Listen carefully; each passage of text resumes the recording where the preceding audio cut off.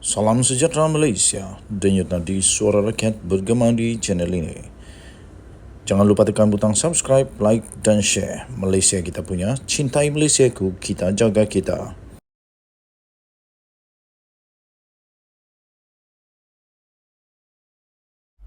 Salam sejahtera Malaysia, denyut nadi suara rakyat bergema di channel ini. Satu lagi DUN yang dijangka sudah kalah untuk Perikatan Nasional adalah di DUN air hangat. Ayak hangat. Kerana PAS mendakwa dikhianat oleh Bersatu. Kerana Bersatu rebut DUN ayak hangat 24 Julai 2023. Okey, laporannya begini daripada malaysiagazette.com. Okey. Perikatan Nasional di Langkawi, Negeri Kedah, didakwa bergolak selepas berlaku perebutan di antara PAS dan Bersatu terhadap satu kerusi Dewan Undangan Negeri, kerusi DUN air hangat. Sumber berkata PAS memang terkilan. Siapa tak terkilan kalau tiba-tiba berkawan, tapi tiba-tiba aja dia letak calon di sana. Sumber berkata PAS terkilan apabila tiba-tiba Bersatu tidak mengotakkan janji untuk membenarkan parti itu meletakkan calon di DUN air hangat. Mungkin Bersatu yakin boleh menang di sana dan akar umbi Bersatu tak mau berganjang. Mereka mahu tetap berkuasa di DUN air hangat. Kerana itu mereka dengan diam-diam telah mengingkiri janji dan meletakkan juga calon mereka di DUN air hangat, walaupun janji sudah diberikan untuk membenarkan parti PAS di sana. Katanya walaupun begitu PAS tetap berlapang dada ketika Bersatu menamakan Datuk Muhammad Suhaimi Abdullah sebagai calon ahli Parlimen Langkawi pada pilihan raya umum ke-15 yang lalu. Mereka berlapang dada, okeylah, kita berikanlah kepada Bersatu untuk PRU15. Tetapi ketika kata kenyataan itu, ketika Datuk Suhaimi dinamakan sebagai calon Langkawi pada PRU 15, Bersatu Langkawi secara keras menolak calon luar. Tetapi PAS berlapang dada menyambut dan yang dipertua PAS Langkawi Zubir Ahmad menjadi wakil calon. Itulah pengorbanan terbesar PAS Langkawi lakukan demi persahabatan, kata sumber. Beliau berkata, PAS akan terus membuat tentangan sekiranya Bersatu masih mahu meletakkan. Salam sejahtera Malaysia, denyut nadi suara rakyat bergema di channel ini. Buang masa saja Hamzah Zainuddin mau dedah sununnya surat Saifuddin ketika kempen pada hari ini. Itu semua buang masa, tak ada hasil. Walaupun sudah dinafikan, bekas Menteri Dalam Negeri Hamzah Zainuddin nampaknya tetap juga berkeras mau mendedahkan kononnya surat daripada Setiausaha Agung PKR Saifuddin Nasution Ismail yang didakwa telah dihantar kepadanya, kononnya bagi meminta pemilihan PKR yang lalu dibatalkan. Hamzah memberitahu pemberita di Tanjung Karang malam tadi bahawa beliau akan mendedahkan surat itu dalam kempen PN di Kedah tidak lama lagi. Katanya itu tunggu, saya katakan bersiri. Jangan tunggu lama-lama Hamzah, kasih dedah, kita tengok betulkah. Tapi nanti jangan pula cuba untuk dedahkan tertembak kaki sendiri. Sebab seterusnya yang kita nak tahu, selepas diberikan surat itu, apa tindakan Hamzah Zainuddin.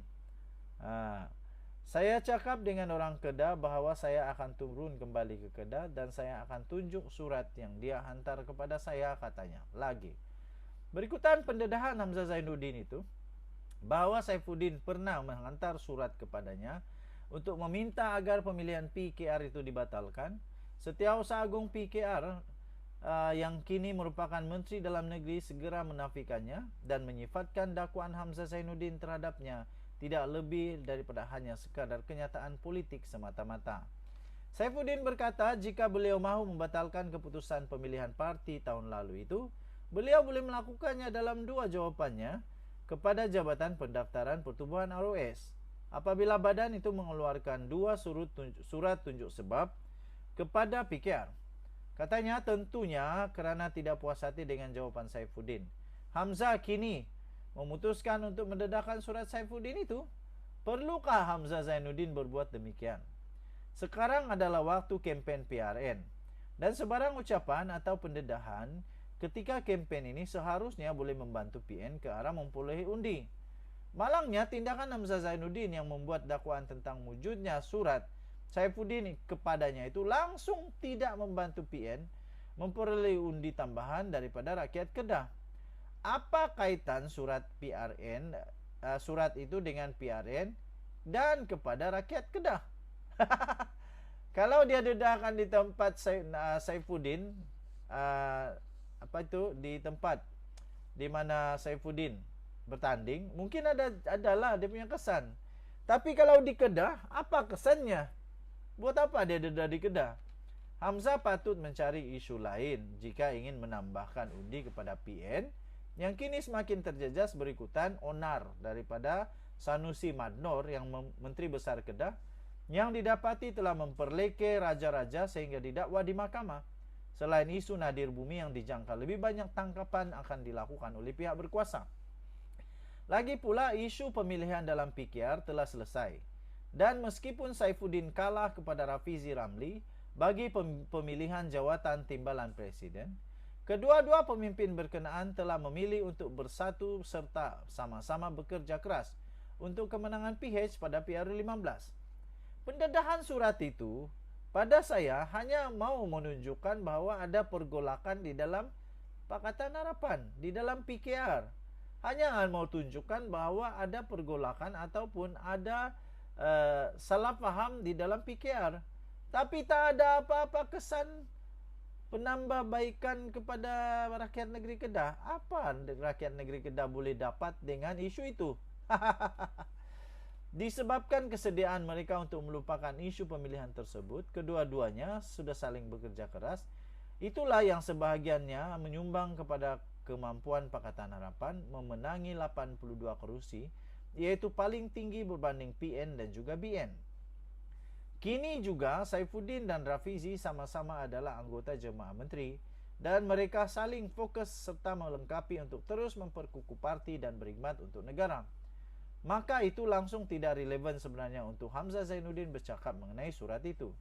Selain tidak relevan, adalah membuang masa juga bagi Hamzah bercakap tentang surat itu pada ketika ini, kerana Saifuddin dan Rafizi tidak pernah memanjangkan isu pemilihan itu, sebaliknya ianya berakhir dengan baik. Tambahan lagi yang salahnya dalam hal ini, jika benar Saifuddin ada menulis surat kepadanya meminta pemilihan PKR itu dibatalkan, ialah Hamzah sendiri. Kenapa beliau tidak membatalkan saja pemilihan PKR kalau benar perkara itu diminta oleh Saifuddin? Bukankah jika pemilihan PKR itu dibatalkan, parti itu akan jadi lebih berpecah dan PH tidak mungkin mampu menang sehingga 82 kerusi parlimen pada PRU 15 yang lalu. Kesilapan di sanalah Hamzah Zainuddin. Oleh kerana beliau sendiri enggan untuk membatalkan pemilihan PKR, mendedahkan surat berkenaan ketika ini sudah tidak bermakna apa-apa lagi. Nah, dapat apa dengan pendedahan surat itu? Kalau isu yang boleh menyebabkan kerugian kepada rakyat negara, itu patut untuk menjadi isu, menjadi bahan politik. Tapi untuk benda begini, entah kenapa mau didedah oleh Sanusi, saya pun tak pasti kenapa. Apa yang dia boleh dapat daripada surat itu untuk negeri Kedah dan rakyat negeri Kedah, saya pun tak tahu apa. Apa yang dia mau tunjuk sebenarnya? Apa yang dia mau tunjuk sebenarnya di sana? Malah, ia malah mendedahkan kelemahan dan ketidakcekapan Hamzah sendiri ketika memegang jawatan Menteri Dalam Negeri. Kalau Hamzah Zainuddin bijak, dia akan mengambil peluang yang sudah terhidang besar itu, yaitu untuk membatalkan saja keputusan pemilihan itu. Karena kalau dia sudah nampak itu berlaku dan dia ambil tindakan untuk batalkan, pasti perpecahan terjadi di PKR, dan PKR belum tentu boleh menang, PH belum tentu boleh menang dengan begitu banyak. Tapi itulah, kalau dia nak salahkan, salah dia lah. Sebab dia tak bertindak waktu itu. Tapi bagus juga dia tak bertindak supaya dia tak menyalahi undang-undang. Tahniah jugalah kepada Hamzah Zainuddin. Yang ini kita patut respect kepada Hamzah Zainuddin kerana dia tak ambil tindakan yang menyalahi undang-undang. Tapi sekarang baru dia nak dedahkan, apa hal? Seolah-olah dia nak simpan. Mereka kata Anwar Ibrahim ini pendendam. Tapi kalau dengan gaya begini, sebenarnya Hamzah Zainuddin jauh lebih berdendam. Dia simpan supaya nanti kalau tiba masa dia kasih keluar. Lagi dendam kalau begitu kan? Bukankah itu kita sebut sebagai dendam? Tunggu masa, balas dendam. Denyut Nadi Suara Rakyat bergema di channel ini. Jangan lupa tekan butang subscribe, like dan share. Bye-bye. Salam sejahtera Malaysia. Denyut Nadi Suara Rakyat bergema di channel ini. Nampaknya Perikatan Nasional sudah ada bukti bahwa memang mereka tak disukai. Mereka tak disukai. Dan sampai ada, ini barulah protes betul-betul. Ada satu protes di Batangkali yang memang luar biasa protes ini. Sampai buat Hamzah Zainuddin pening kepala, sampai buat Muhyiddin macam rasa nak pecah kepala, Sanusi pun pening, apalagi ya, Hadi Awang of course pun pening kepala. Itu pengerusi atau presiden daripada gerakan pun pening kepala. Semua orang pening kepala lah. Mereka ingat semua orang suka, tapi rupa-rupanya memang ada orang tak suka. Dan ini yang tak suka ini siapa dia? Mari kita baca. Di Batangkali, protes di Batangkali. Hamzah Zainuddin kata biasalah, ada suka ada tak suka, kata Hamzah. Cuba kalau Pakatan Harapan BN yang kena begini. Bukan main lagi dia akan cakap bla bla bla bla. Tak ada lah dia cakap biasalah, ada suka ada tak suka, mana ada. Setiausaha Agung PN Hamzah Zainuddin menganggap protes terhadap calon parti gabungan itu untuk kerusi DUN Batangkali di Selangor sebagai suatu yang biasa bagi sebuah parti politik. Biasalah katanya. Kompom kalah sudahlah kalau begitu. Kalau penyokong PN sendiri pun tak suka, habis. Siapalah yang mau josok? Tak payah lawan lah, memang kalah lah. Memang confirm kalah lah Hamzah Zainuddin. Saya rasa memang kamu sudah kalah. Bolehlah kita cakap 90% dah kalah di DUN Batangkali. 1-0. Ada orang suka, ada orang tak suka, katanya kepada pemberita selepas majlis pelancaran jentera PN di Tanjung Karang malam tadi. Hamzah Zainuddin diminta untuk mengulas mengenai penolakan daripada akar umbi bersatu di Hulu Selangor pada minggu lalu. Yang amat kecewa selepas gabungan itu didakwa telah pun mengenepikan ketua bahagian mereka, yaitu Mat Anwar Muhammad Nur, daripada bertanding di Batangkali. Jadi siapa yang bertanding di sana? Okey, untuk info anda, pada 2018 yang lalu, untuk P94 Batangkali, untuk P94 N7, pengundinya ialah 49,000. Yang menang pada ketika itu adalah daripada Bersatu. Bersatu telah menang Harumaini bin Haji Omar dengan majoriti 8,315. Terlalu jauh meninggalkan PAS yang hanya menang 7,000 saja undi. 7,000 saja undi. Okey, 7,000 saja undi untuk tahun 2018 yang lalu. Okey, jadi berdasarkan foto yang tersebar di Facebook, ahli yang dikatakan tidak berpuas hati telah membakar dan memijak bendera Pakatan Harapan, Perikatan Nasional, maafkan saya, Perikatan Nasional. Mereka mendakwa Perikatan Nasional telah memilih seorang lagi ahli jawatan kuasa pimpinan bahagian Hulu Selangor yang didakwa bersekutu dengan pengerusi PN Selangor Azmin Ali dan bukannya Anwar. Menurut catatan di Facebook, Akar Umbi Bersatu Tempatan juga telah melancarkan gerakan memboikot calon berkenaan dan berikrar untuk memastikan PN kalah pada pilihan raya 12 Ogos ini. Habislah. Sementara itu, Hamzah memberitahu pemberita PN akan mengumumkan calon mereka untuk pilihan raya negeri Selangor Rabu ini.